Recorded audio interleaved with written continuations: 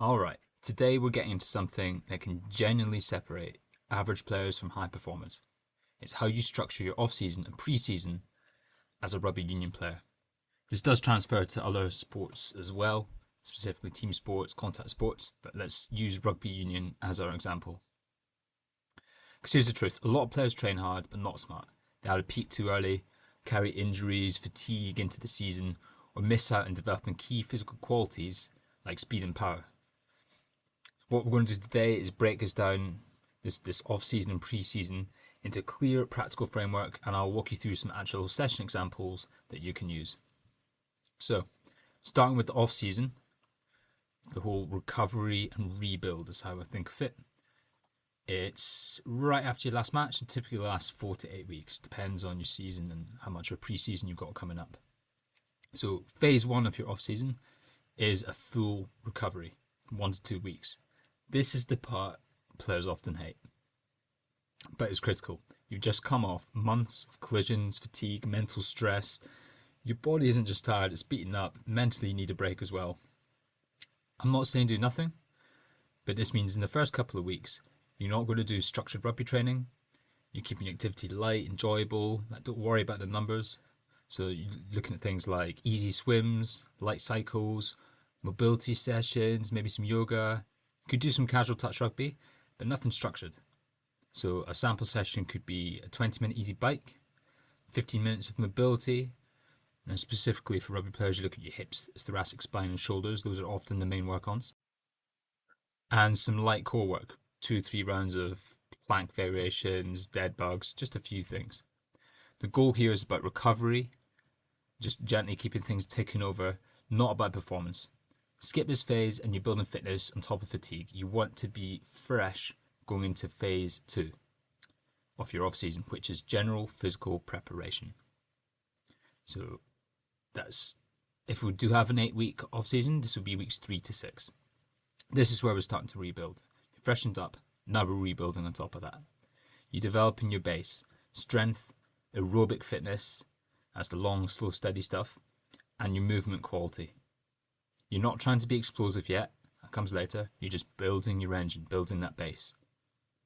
So an example of a general physical preparation, which are called GPP, full body strength session, would be obviously after a thorough warm-up. Back squat, 4 sets of 8 reps. Bench press, the same. RDL, maybe 3 sets of 10. Superset with some pull-ups. 3 sets of max reps. Walking lunges, 3 by 12 each leg. And then a core circuit, dead bug, side planks, Palov press for some anti-rotation at the end. Moderate rest periods there, 60 to 90 seconds.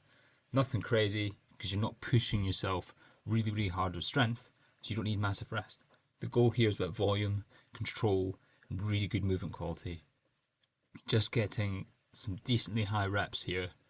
Yeah, you're putting some weight in the bar, but the real heavy stuff comes later. Again, you're just building your base. And a conditioning session example in this block, which is phase 2, your GPP. Remember, we're looking at your aerobic base. So do some sort of warm-up, a light jog, some dynamic stretches. And then, yeah, you could just do slow and steady for the full time. I prefer to break it down to smaller bits, especially if you're a rugby player and you're generally a heavier athlete. You're not going to want to be on feet pounding pavements all the time. So you might just do 4 reps of 5-minute steady runs, moderate pace, 2-minute rest between efforts, potentially stepping up a tiny bit in the pace each time. But it should be still a comfortable pace where you can talk to someone if you were with someone. That's just a sign that you're not pushing too hard, creating too much fatigue. Or you could do it as tempo runs, so say 10 times 100 meters, about 70% effort, walk back recovery to the start line every time. So again, that's not a sprint. It's just a different way of mixing it up and getting some good running in. This is building your aerobic system that will help you recover better. This audio was created with async.com. This is building your aerobic system that will help you recover better between the high intensity efforts in your training you got later on in your off and pre-season.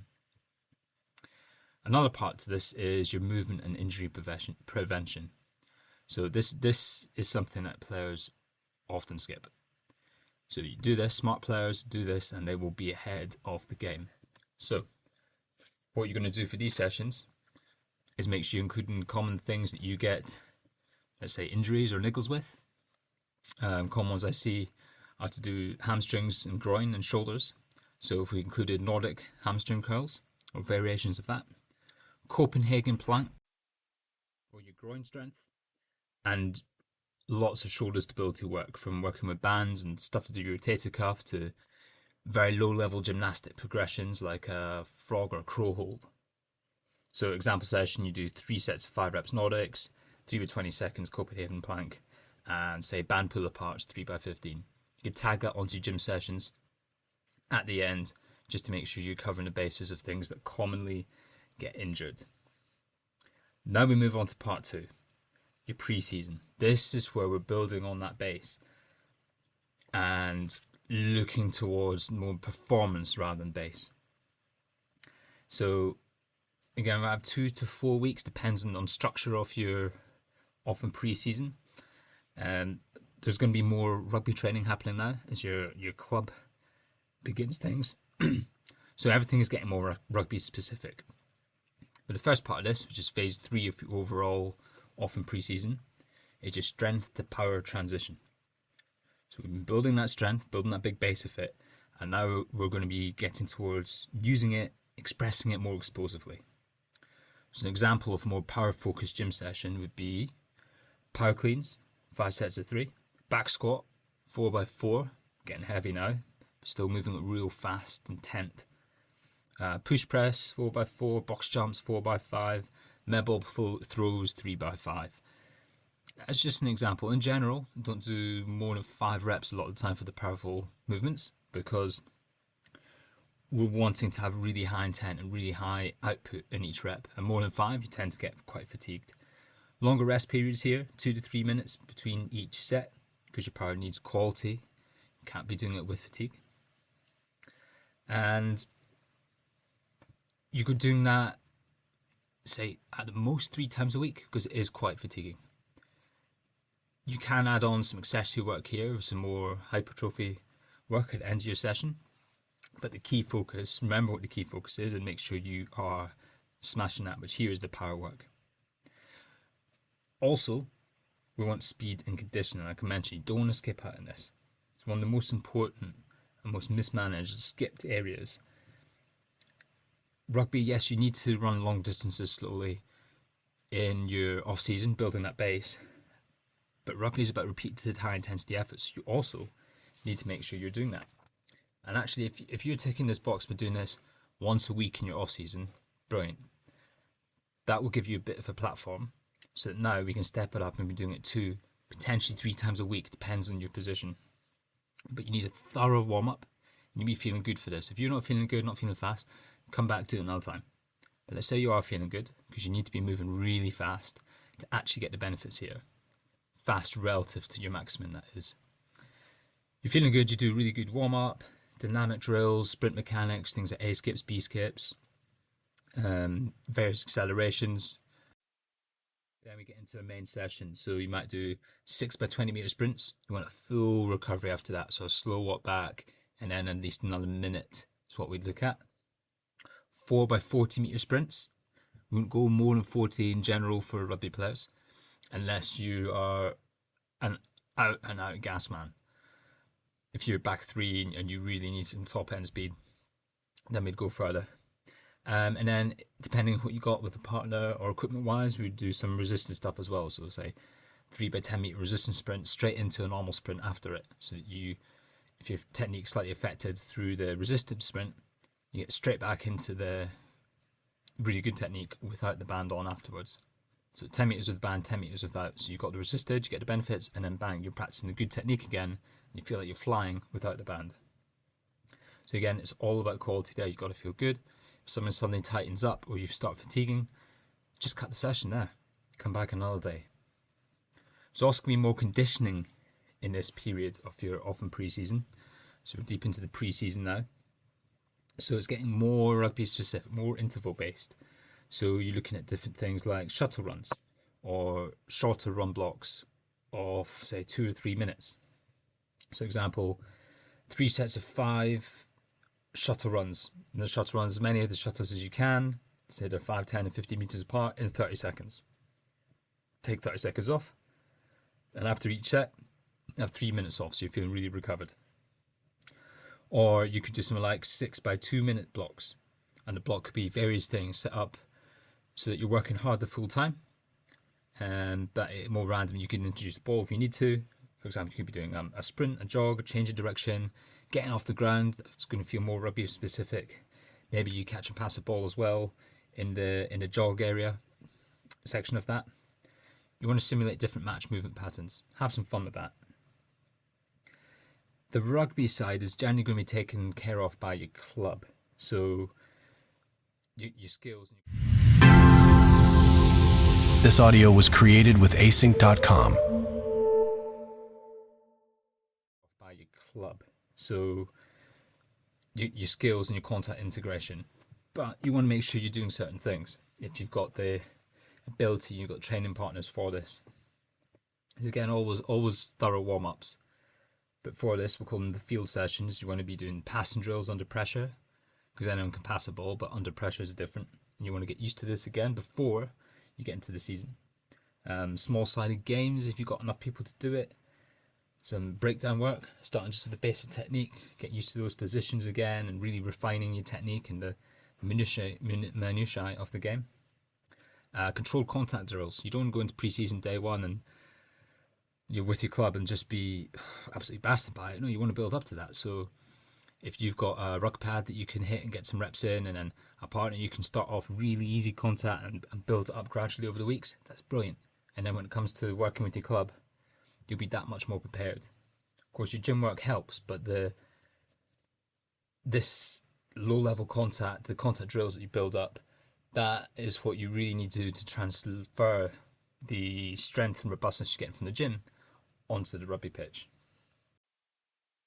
Then getting towards the end of pre-season, there should be some match simulation and then some tapers. I say match simulation might even be pre-season games, but getting towards semi-contact, full contact games, the volume that you're doing outside of your rugby club training drops down, but intensity is still high. So that strength work you might be doing, say 4 by 5 reps, now it's going to maybe 5 by 3, 5 by 2. That's the sort of thing we're looking at here, because you're getting a lot of volume on the rugby pitch and the focus is starting to shift towards that. So you're starting to look towards a taper as well. So for example, a typical week now that we're getting into pre-season games is early in the week, heavy gym session, so the strength work and the power and speed. Midweek, there's more teamwork stuff, you can get more conditioning in. Probably not a lot of gym because you're going to be tired from the rugby. You might be getting your upper body hypertrophy work in there. By the end of the week, you're really tapering off. Maybe do a power session, a team run, and then the weekend is going to be your match. Obviously, peppered throughout that week, you're doing extra recovery work. One good time for that is near the end of the week. So you do your power session, but because you're doing less training, there's more opportunity to get other things in. So recovery work is key there, rather than just doing nothing. And that takes you into your season. So, overall, if you take nothing else from this episode, remember this. You can't skip the phases. Each one builds on the last. You need to build a big base. Now, you can adjust the size of that base based on what you need to get to. So there's certain metrics that we look for at different levels, different players, depending on what your strength is. And that gets quite individual. So that's where having a coach can help. So if you are far away from those metrics, maybe you need to extend your base.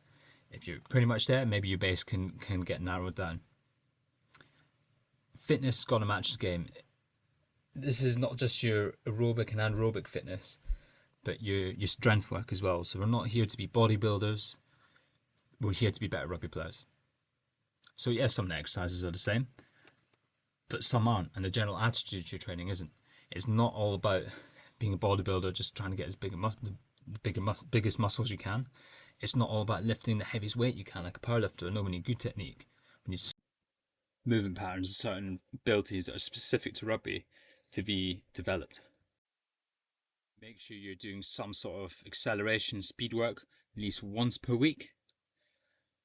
And on top of that, the overriding principle to start with, and also peppered throughout things, is your recovery. So start off with that full recovery for a couple of weeks. And then make sure you're actually including recovery sessions each week, not just saying, oh, I didn't do anything today, that's good. No, actually get some recovery sessions in. So that's a general guide. You want to get much more specific and get in contact with me. You can email me, max@max-performance.co.uk, and we can look at it. We can look at what your goals are, where you are now, where you're trying to get to with your physical qualities, and put a program together for your off-season and your pre-season. So thank you for listening. Please share this podcast with someone else, and good luck with your training. This audio was created with async.com.